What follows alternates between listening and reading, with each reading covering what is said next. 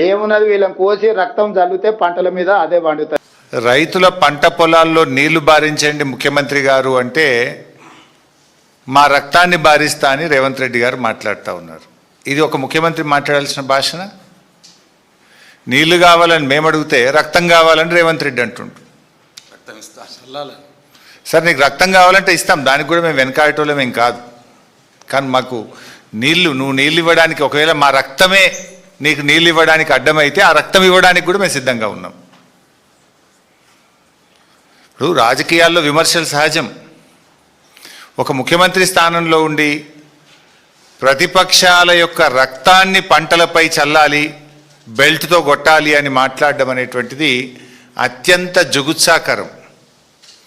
ఆయన రక్త పిపాసి మనస్తత్వానికి ఇది నిదర్శనం.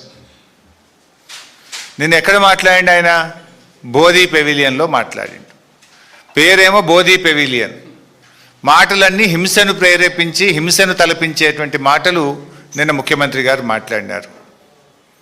ఆ మధ్య చెప్పినాడు ఆయన హిట్లర్ తనకు ఆదర్శం అంటే. రేవంత్ రెడ్డి అందుకే హిట్లర్ తరహాలో ఒక హంతక భాష మాట్లాడుతూ ఉన్నాడు. కానీ ఒకటి మాత్రం నిజం, ఫైనల్గా పాపం పండినాడు హిట్లర్కు ఏ గతి పట్టిందో రేవంత్ రెడ్డి నీకు కూడా అదే గతి పడుతుంది.